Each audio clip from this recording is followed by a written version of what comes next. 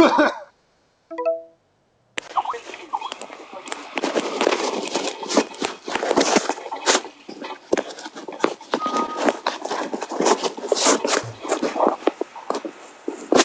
good morning, guys. Give me a second. I'll mute.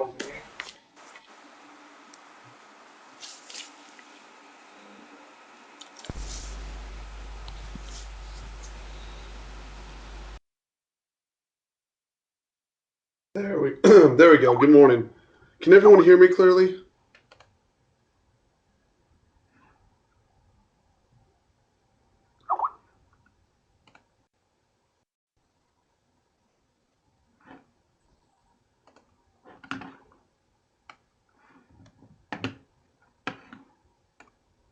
Okay, great, JD. Thank you. I appreciate that. Okay, so we're obviously clearly getting a little gap up this morning. NQ is actually gapping up fairly strongly, 17, almost 18 points, and ES is following behind, 6.5.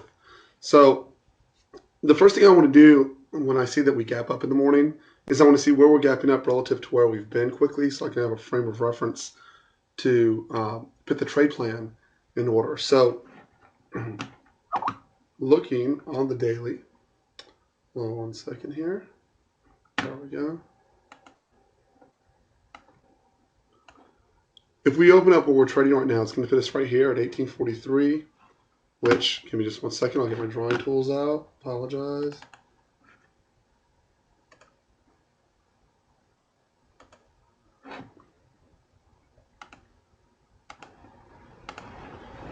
We're opening up right in here, right? Right into the meat of the very top of the trading range, right? The extended portions. This has really been where the gross majority of closes have been, right below this level, this 1838 right here. So immediately that tells me that I have two levels that I want to keep an eye on, right? I want to see a close above 1838 if we're going to have a breakout to the upside, first of all. And I clearly need to break above this 1846 level becomes critical. More importantly, where we break out from when we have these type of formations, we tend to gap into these zones and then trade to the upside. So I'll be watching for an open drive higher out of the gate.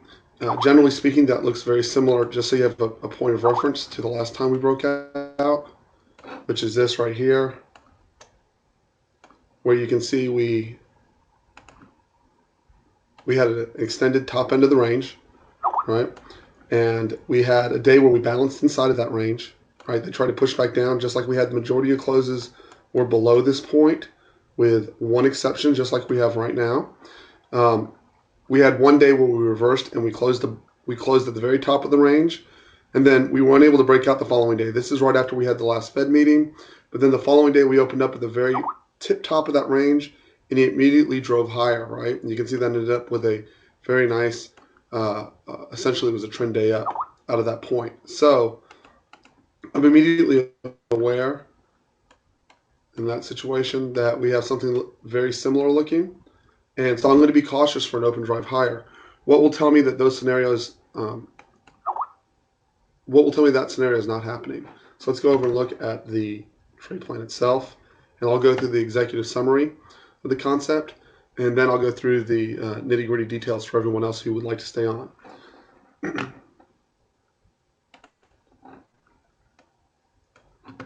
The white zone today is at 1834 and a quarter to 1836 and a quarter. The reason for that is I want to allow room for the market to open up. If we open at this 1843 level, we could easily be met with responsive sellers, right? For a push down and a test back into the zone, because we do have a decent sized gap up, right? And then we could still rotate back up into this area, break out above, and push higher. I think the most likely scenario, given the strength of the market, is going to be that we gap up into initial resistance, which is where we're trading right now. This, just below initial resistance, and then push up into initial resistance, which is the high. You'll notice it's very narrow. There's simply not a lot to hold us here. We didn't do a lot of trading in this area, and outside of it being a top, there would not be a lot to hold us in. So let's go through those scenarios, right? we can either open up and drive completely through initial resistance, right? And in that case, I would look for, if it's trend day up, we're not going to have any rotation lower. That gets to be very frustrating. Primary objective on trend day up is not to get run over out of the gate. So let's go over the, the three indicators that would show us whether or not, or give us a good idea whether or not we're in a trend day out of the gate. We would start with, first of all, gap fill, which is right here. Do we get it? Yes or no? Do we get half gap, which is going to be approximately, I'm going to go with right here. Okay. If we can't get half gap, it's obviously a clear sign of strength, right? Even if we get half gap and we're unable to attain gap fill, it's still a sign of strength. However, on trend days up, we tend not to get half gap or gap fill at all. Certainly not gap fill at all, right? We could certainly have a scenario where we open up, test, push down into half gap, and then even push and then come back up for a break. Certainly possible. Or choice B, continuation after this half gap, unable to recapture the highs, push all the way down to the white zone. If we got a rotation here down into this 1834 area from where we're opening, I would expect responsive buyers at that point, and I would be responsive. Now, here's the risk. Here's the other scenario that could occur from a gap up, right? So, well, let me finish with this thought, and then we'll continue with the next. I apologize. We find responsive buyers in the white zone.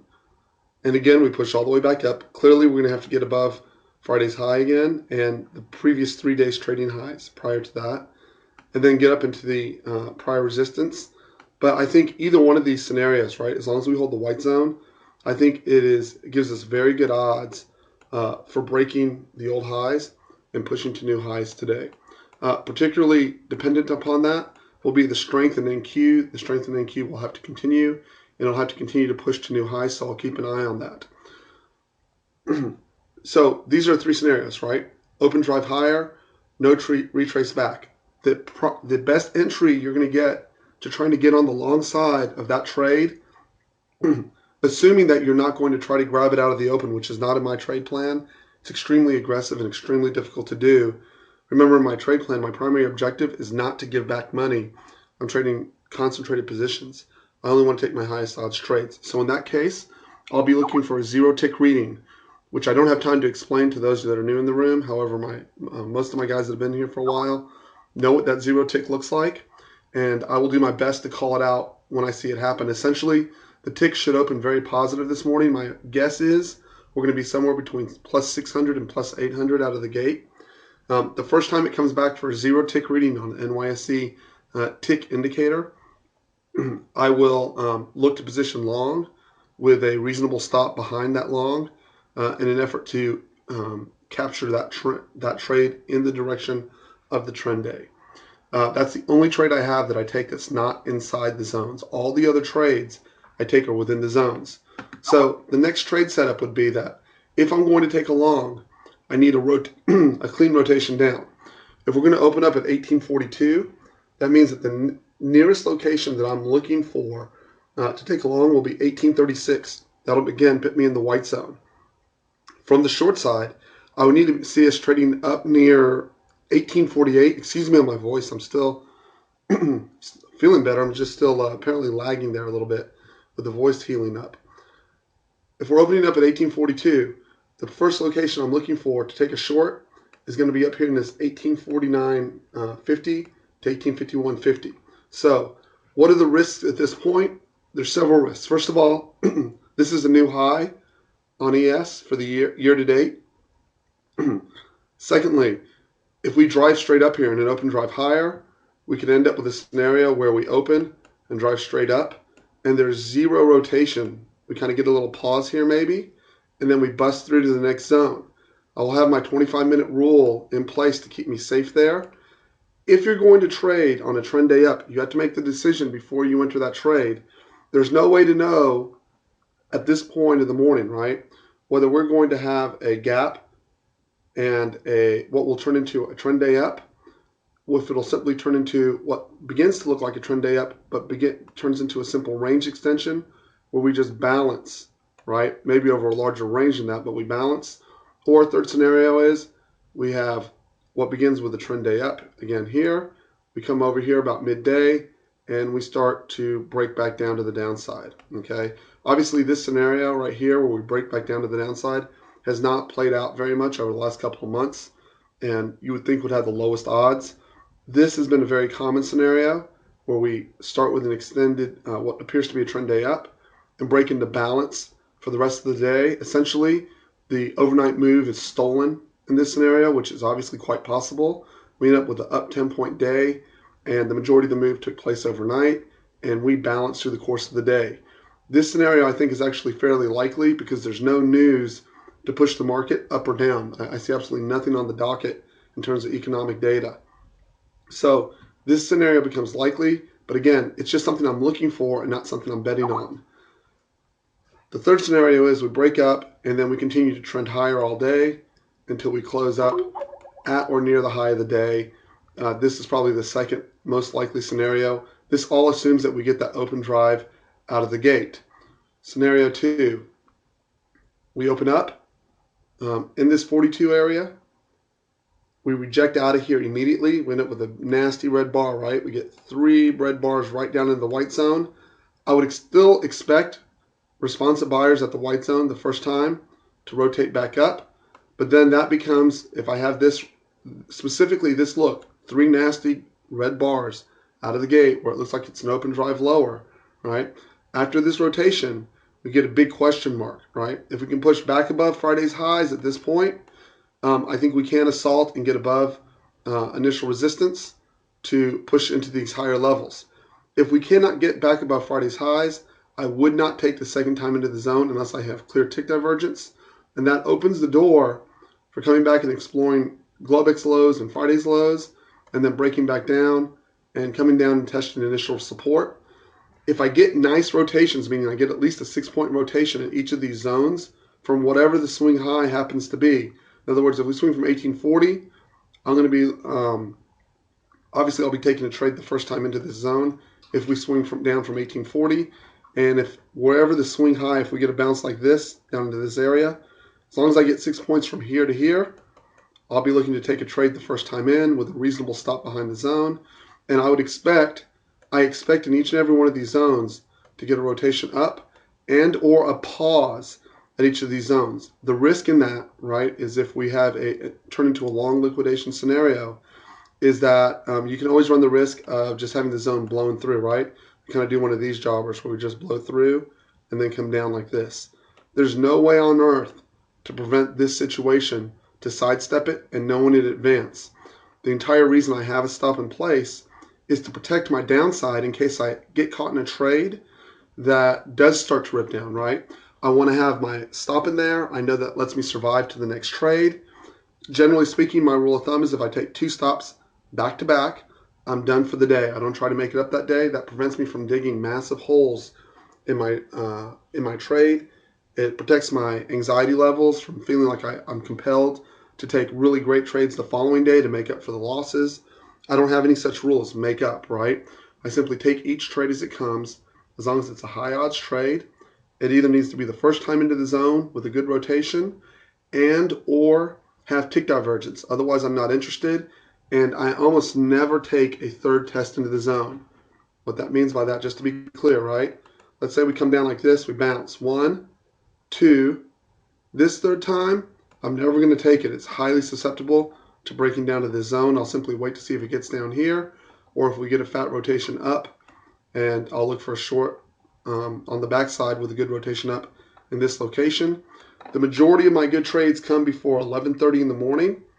And if we get a trend up scenario, by the way, I want to cover the last portion of this, trend up or trend down, right? If I identify that early that we're having a trending day, I will not take a counter trend trade till past 9:30 Central Time, preferably 10 a.m., right? I won't even think about it, even if it looks perfect.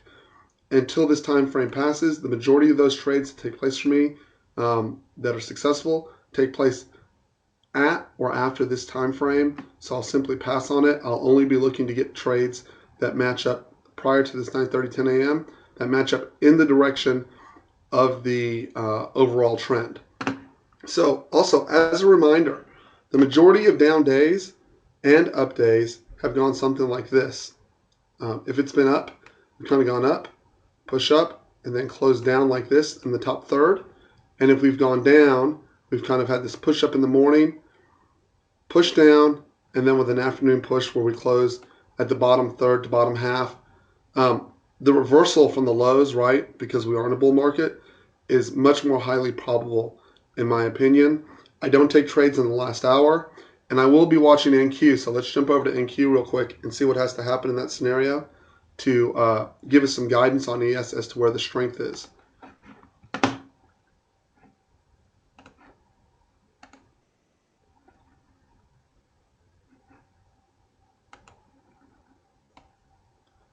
Okay, on NQ, it looks like we're trading 36.05 right now, which puts us right into Friday's highs.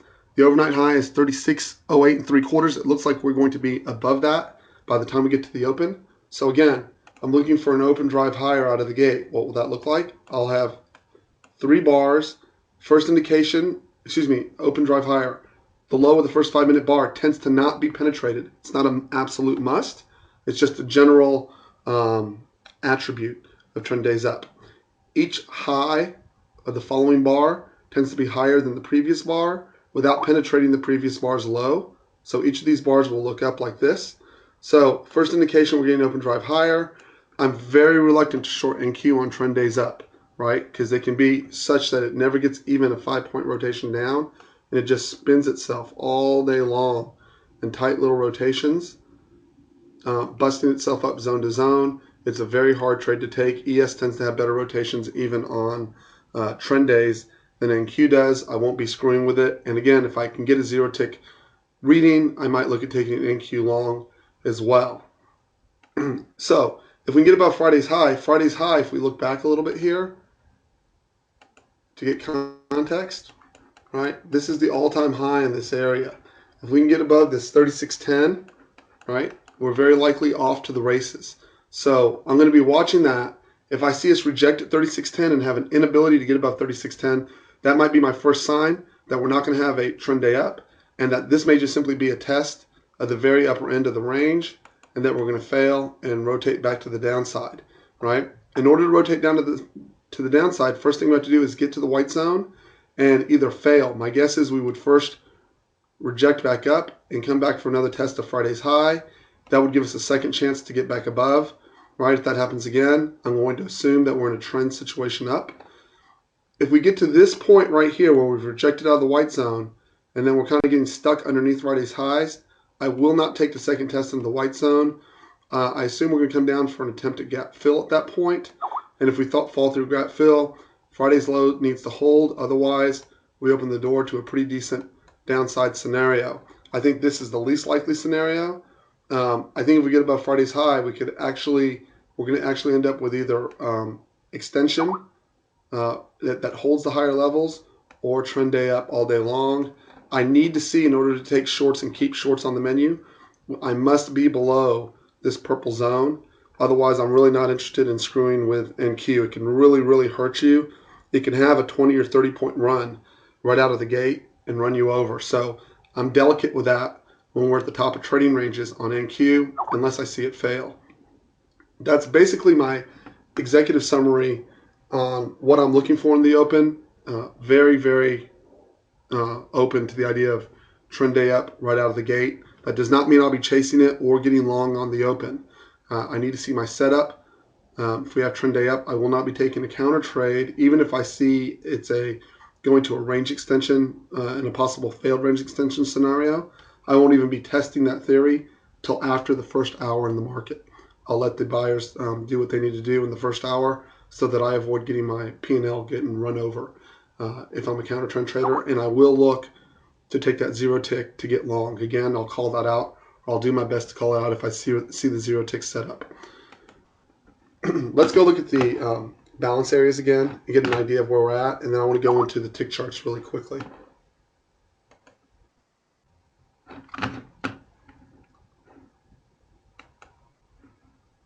Okay, so on the 24 hours,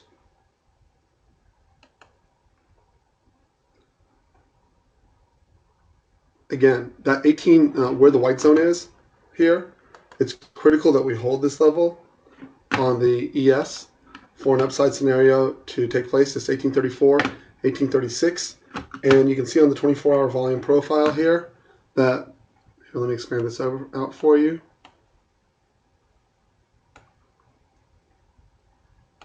We can see the meat of the volume took place on Friday. Excuse me, let me make sure we got this right. 18, 20, 21. Excuse me, I stand corrected. The meat of the volume from Friday took place right in here.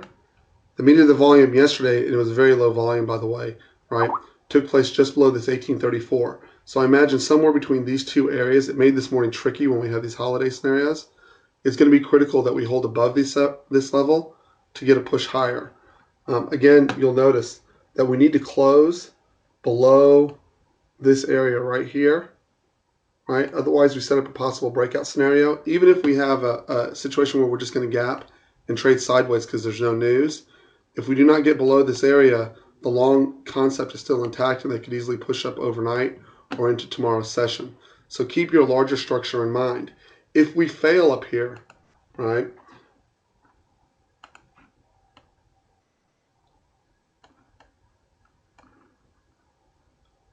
if we fail, this has been the top of the range on a closing basis. It's been right here. Okay, it would open the door first for a test to this 1830. Below 1830, right, sets us up between a test between 1820 and 1815, and below that, this 1805 to 1810 area, specifically 1804 to 1806, will be the next area to test. Right, it's not hard to imagine, and what helps to imagine so you don't get caught up in only an upside scenario. Right. If we gap where we are gapping, right, and we reject and fail back below this, it's not hard to imagine and see us testing back to this other side. From here, we could go up here or down here. In this scenario, I do not have a hard time seeing this accomplished today. I'm not saying it will be accomplished, but I visualize in my mind, right, so that I don't get overly bullish or overly bearish or feel fearful to take the other side of the trade if my setup comes in. I could clearly see us trading to the other side of this range. How do I know this is possible? Well, let me show you. Okay. We had a similar situation right here. Essentially, right in here became our high close, this 1800, right?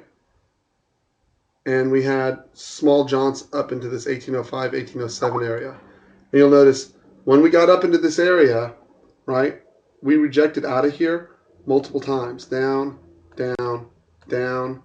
Even when we extended, we had failed range extension, right? And you'll notice we closed back into the zone. They try to push up again, down, push up again, down, push up again, down. So it's not hard for me. Second time in, same situation. They try to break it, and we ended up with pushes back to the downside, okay, through all of this scenario. And where did we go when we did that? We traded all the way down.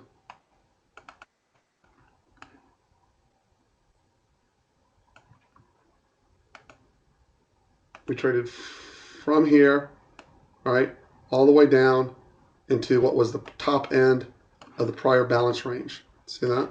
Which was this right here. And then we pushed all the way up for a breakout. So it's not hard for me to envision, if certainly not necessarily in a single day, but it's not hard for me to envision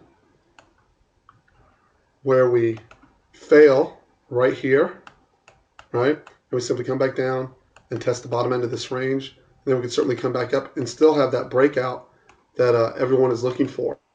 I'm not certain that we will break out at this point. I just simply know that everyone's looking for us to break out. It would not surprise me to see this push back to the downside. And I may even explore that with buying some out-of-the-money puts and or selling some very deep in the money calls down here so I don't have very much risk to the upside, probably using binary options. Until I see for certain, right, I'll wait the first 15 minutes to make sure we're not having an open drive up. But if I see us trading back down in this range, I'm certainly open to trading back to the other end of the range. And then, again, I wouldn't expect it to be a bear market, right? We could easily just penetrate right back below that and then come right back up to the top end of this range. And we just end up with an extended range through time. Let's look real quick at the overnight and the tick bars, what we're seeing there.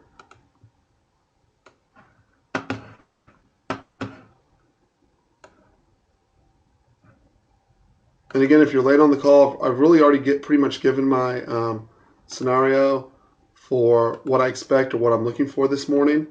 And so this is just kind of going over bigger picture stuff if you need to drop off for the open of the market. I'm not that concerned with trading out of the gate and would rather look at what's going on here. So this is the 24-hour 800 tick chart on NQ. We can see we've had this huge drive, right?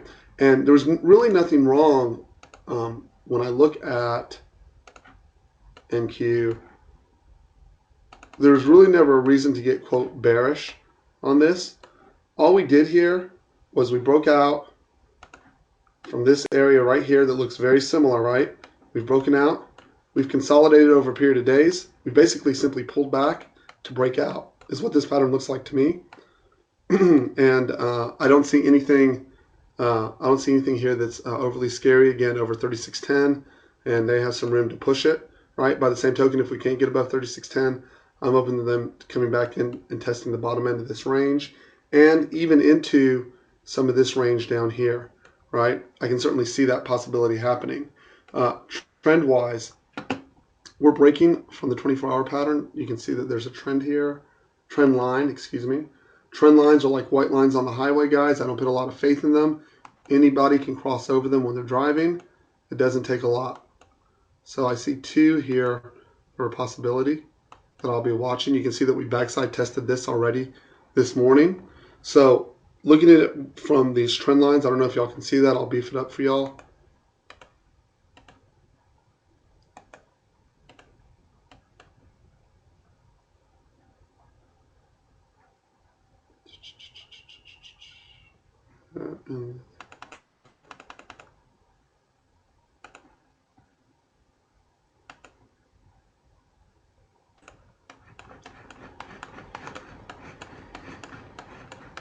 There we go. Okay, so looking at this, we can already see this morning that we had a backside test. This area right here would obviously be offer some pre-market support for NQ, and that would be right here. Okay, so in order to get a downside scenario, looking at it from this standpoint, right? First thing I've got to do is I've got to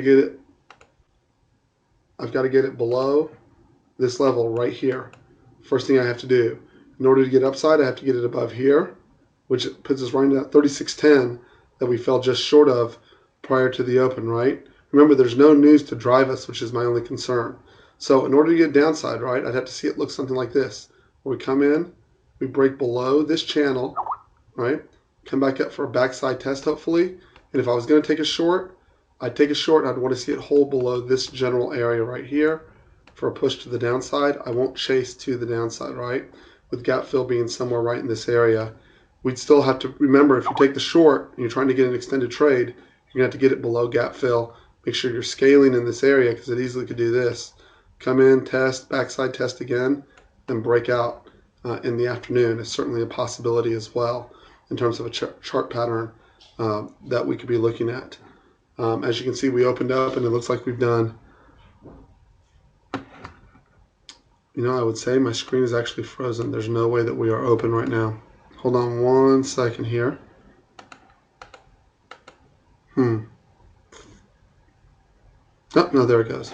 So those are really my scenarios. Let's look at ES really quick, and then I'll let everyone drop off.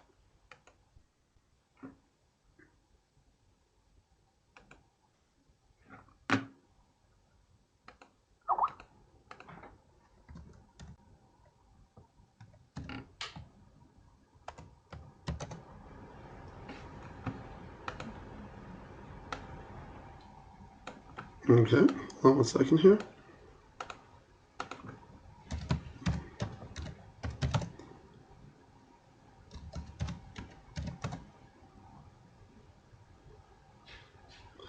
And guys, for some reason my charts are running incorrectly. So I'm going to drop off here real quick. I need to get on with TradeStation and see if I'm having a problem with my chart. I apologize. So I'm going to end this now. I apologize. I'm sorry for the delay. There's some kind of problem with my data feed, and I need to get it fixed ASAP. So anyways, I'm going to end it here. Have a great day, guys. Thank y'all.